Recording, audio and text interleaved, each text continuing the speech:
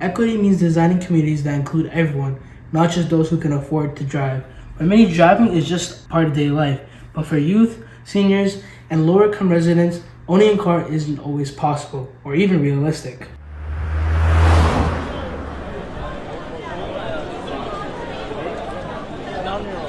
Not all young people can drive, even if they want to. Some are too young, while others simply don't have access to a car.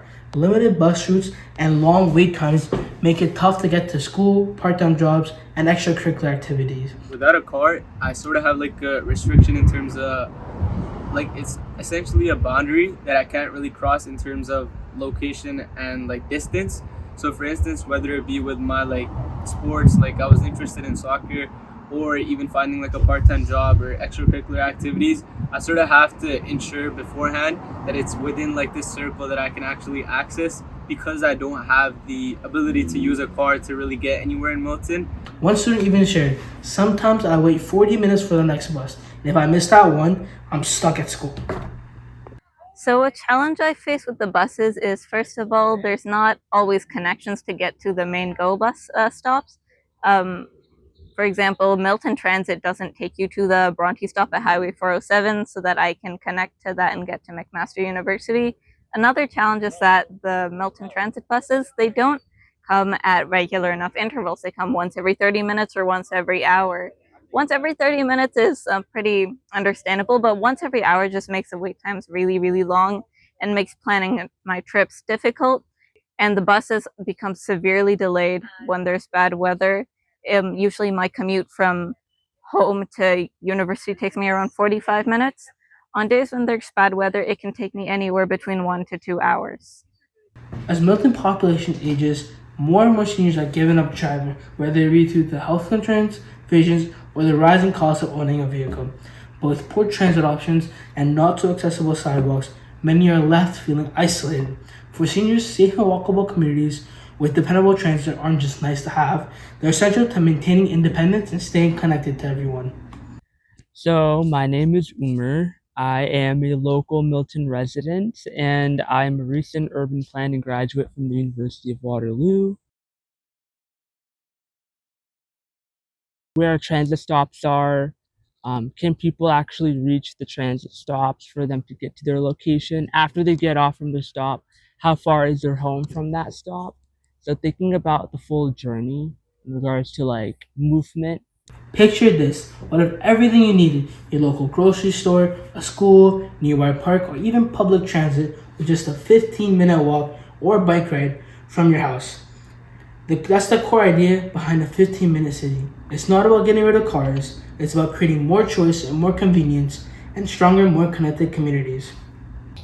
Hi there, my name is Jill Hogan. I am the Commissioner of Development Services here at the town of Milton. Development Services comprises of the Building Division, Engineering Division, Long Range Planning, Current Planning. The Britannia Secondary Plan, for example, is being planned for 57,000 people. Okay, so it is a very large geography, is this all of this yellow here. And so development probably won't start there until post 2030.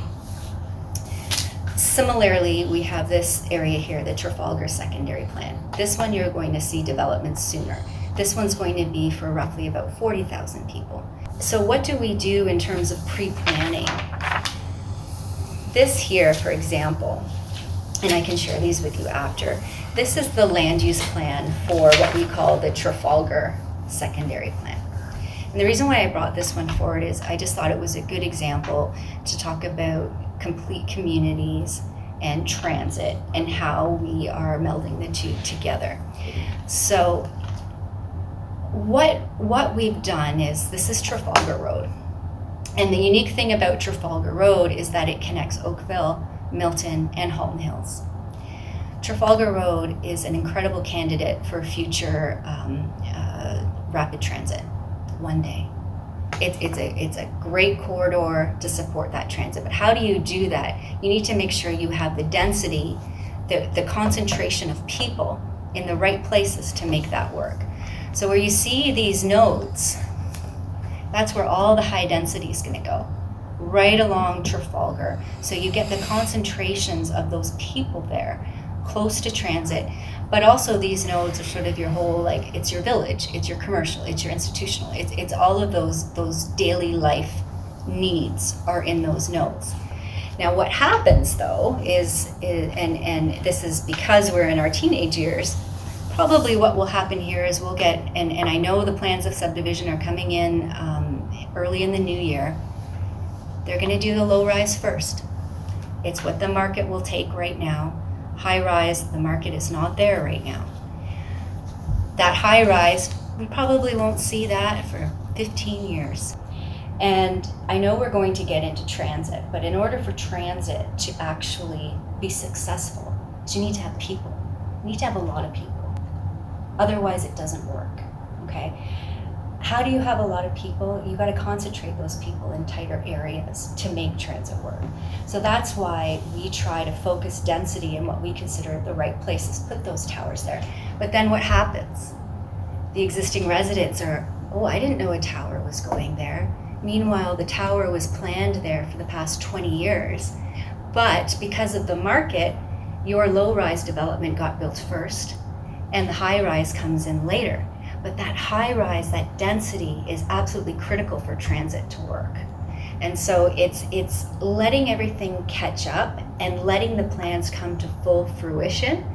And for a place like Milton, we're planning out to 2051 right now. Milton has the opportunity to build a much more inclusive and connected future, one where everyone, no matter their age, income, or ability, can get around safely, affordably, and sustainably. And the good news is, it's already starting. As Jill Hogan and others have shared, Milton is exploring much more walkable neighborhoods, investing in transit planning, and beginning to rethink how we design the streets, not just for cars, but for people. But real change takes all of us.